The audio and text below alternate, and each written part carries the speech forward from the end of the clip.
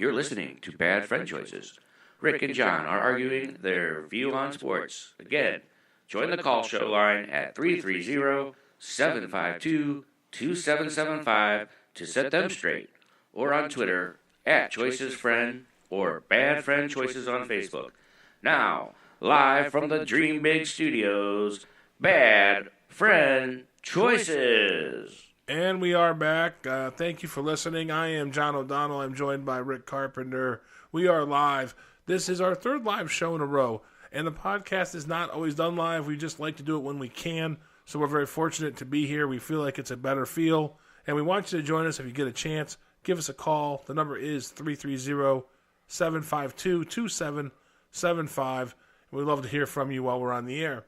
We have covered the Super Bowl. We have had Trevor Lane, an NBA insider, talk about the Cavs and the Lakers trades and what's happening at the deadline. And because the NBA now kind of takes center stage, basketball has now replaced football with the Super Bowl done, and the NCAA tournament's a little far away. We're still about a month to that. So the NBA gets about 2 weeks to itself.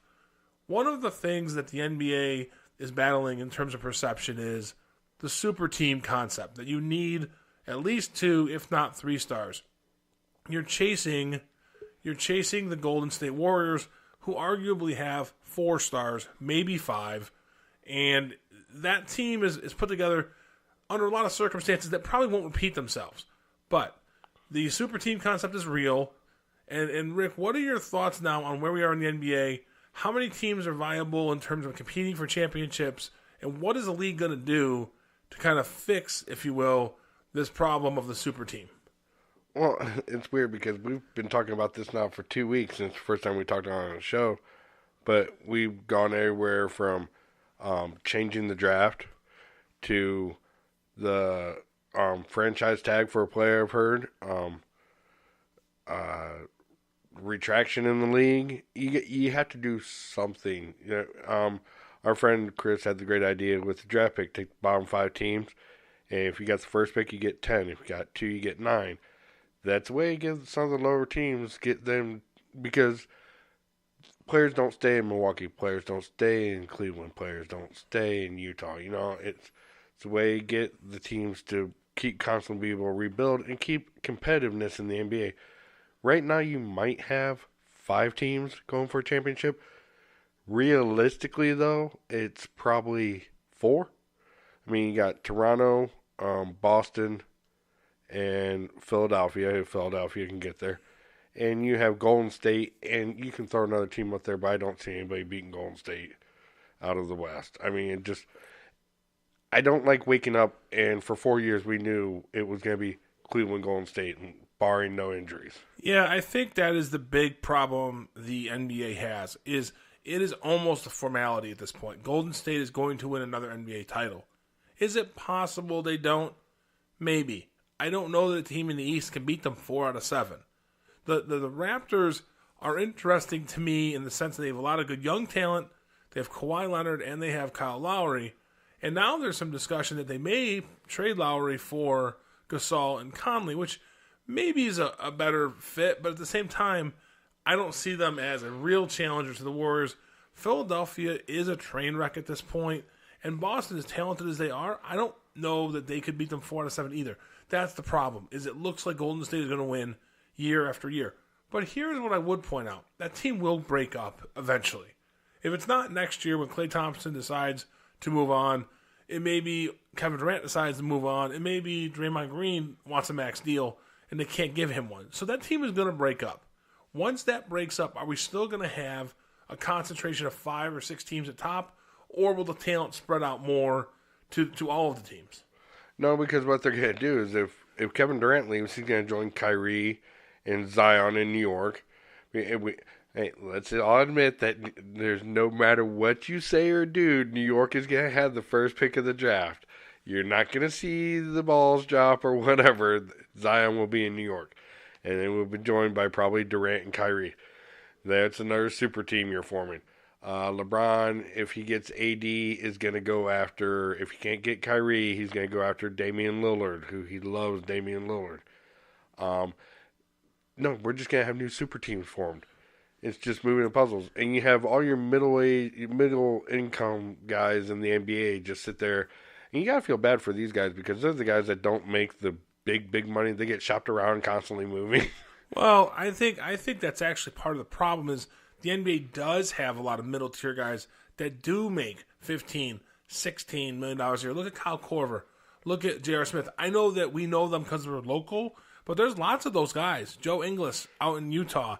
There's lots of these guys who are not star players who get huge contracts, and that weights these mid-market teams down so they can't compete for two max players, which seems to be the norm. It seems you have to have two max players to compete. Well, it was like 2 or 3 years ago when the NBA just went on a bad signing spree. It was right after the Cavs won. Remember, because Z got like a Mozgov got like a $14 million contract.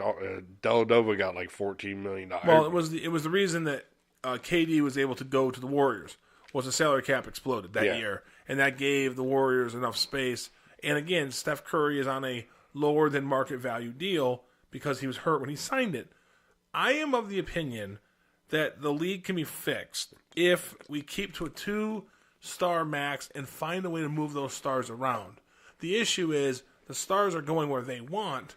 The teams don't have control. So teams like Cleveland, teams like Memphis, teams like Milwaukee, teams like Phoenix, they are going to really struggle to build contenders going forward. Milwaukee's the one that amazes me. Do we think the Greek Freak's there for 7 years? I mean, if AD's out in 5.5, the Greek Freak's going to be out in 5.5. Yeah, I'm not sure he signs there. He does seem to have a special connection to that city. There's a big Greek population in Milwaukee. He seems to really draw a lot of energy from there, and there's nothing we've heard says that he wants to go anywhere. We heard Anthony Davis loved New Orleans too, though. I mean, there were rumblings that Anthony Davis was ready to go before DeMarcus Cousins got there. There was rumblings that he already had thought, hey, I want to move on. But he was a good superstar. He was a great superstar for that community. I don't think he was as connected to the community as Giannis is to Milwaukee, though. We'll see. I mean, I think unless they figure out a way to get the owners back in control of the league, this is going to continue to happen.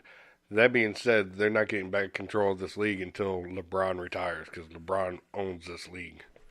Which I will argue is not a terrible thing. I don't mind that we have players having freedom to go where they want and to build the teams and play with the guys they want to play with. I don't have a problem with that. Where I have a problem is where other teams just can't compete. And if we're to that point, then you'll have to contract some of these teams. Cleveland will have to lose its team for owners to realize, wait a minute, we can't compete with this player pool. We need to have less teams. Milwaukee may have to lose its team. Memphis may have to lose its team. Orlando may have to lose its team before you get to a point where enough star players are moving around the board. And I don't think that's what the NBA wants. I think they want to come up with a different solution. Well, then the solution is what? I mean, if you're not going to contract 6 to 8 teams, then you have to make it so that the players stay there. And let's make them commit to the contract first. You know, if you can't sit out, if you're healthy and you sit out a game and you're healthy and you're cleared to play, you don't get paid that game. We're not seeing that as much anymore, right? That was a problem 2 or 3 years ago. Talking about sitting AD for the rest of the year. That's a different situation. They don't want to injure their trade piece. I mean, you have to allow teams to have that freedom. I think that's what happened to Kawhi Leonard. We mentioned before how quickly Kawhi Leonard came back from that injury in Toronto because part of it was, will he have some rust on him? And all of a sudden, he was an MVP player again.